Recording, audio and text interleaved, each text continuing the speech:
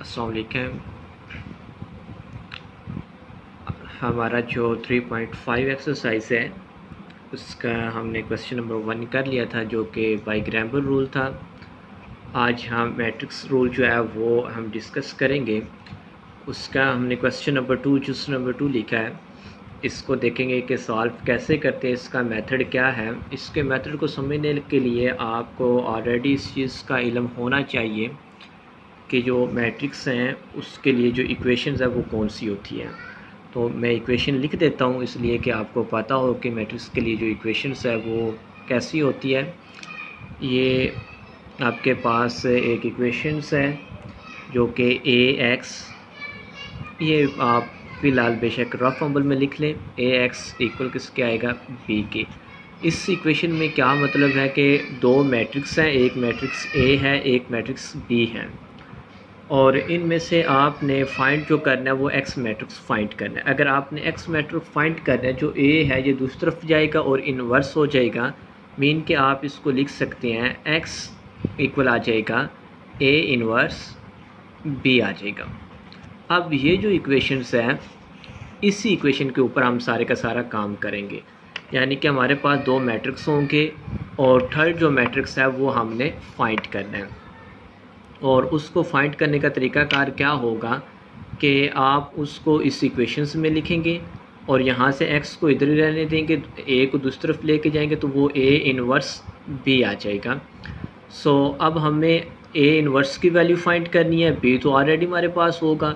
a inverse का formula क्या होता है वो भी आप ऑलरेडी जानते हैं कि आपके पास जो a इन्वर्स होता है, a इन्वर्स वो होता है एडजॉइंट ऑफ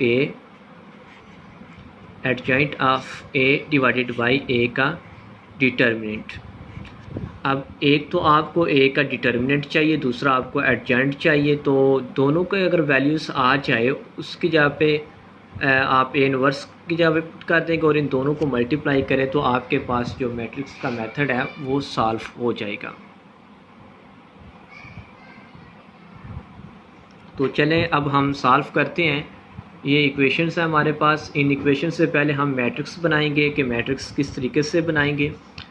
जो x1, x2 और x3 के साथ वैल्यूज़ हैं ये हम लिख लेंगे, जो कांस्टेंट आ जाते हैं। फॉर एग्जांपल मैं इन्हें नाम दे देता हूँ मैट्रिक्स A का, और ये मेरे पास बन जाएगा x1 के साथ 2 है तो ये 2 आ जाएगा। x2 के साथ एंट्रीज क्या है आपके पास 1 है, और x3 के साथ आपके पास क्या आ रहा है, ये 3 आ रहा है। तो इस तरीके से भी आप लिख सकते हैं। और यहाँ फिर आप सबसे पहले x11 की वैल्यूज़ लिख लें, फिर x22 की वैल्यू लिख लें, फिर x33 की लिख लें, तो ये ज़्यादा आसान रहेगा। सो x21 के साथ क्या आ रहा है, 2 आ रहा है, और दूसरा आपके पास 1 आ रहा है, और इसके साथ -3 आ रहा है। इसी तरीके से दूसरी तरफ आ जाए, x2 के ऊपर वो आपके पास सारे ही 1 1 है, तो आप लिख दें 1 1 -1, और इसी तरीके से थर्ड पे आ जाए तो वो आपके पास है 3 -2 2। तो ये आपके पास एक मैट्रिक्स बन चुका है।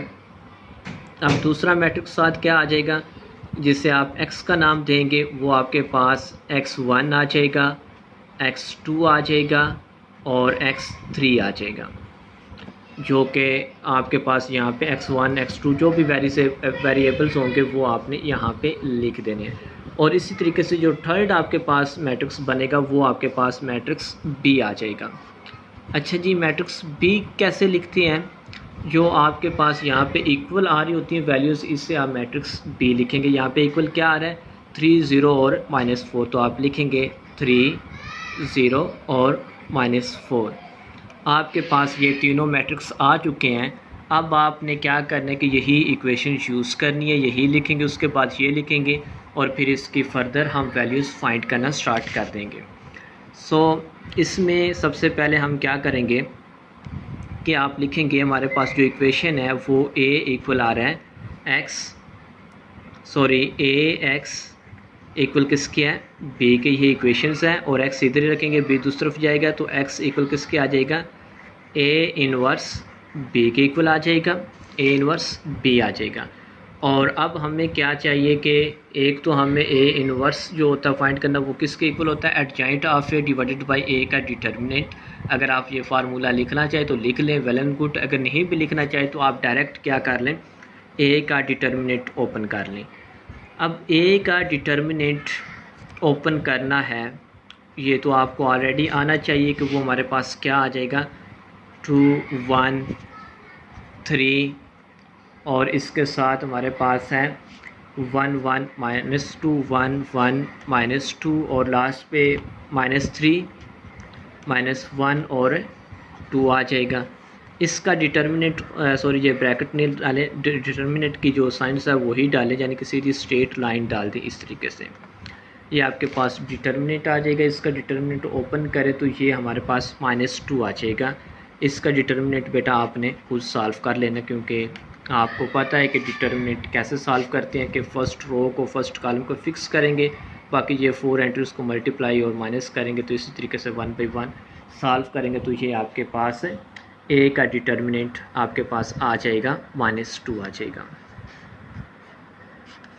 अच्छा जी, इसके बाद हम एडजॉइंट फाइंड करेंगे, एडजॉइंट ऑफ ए।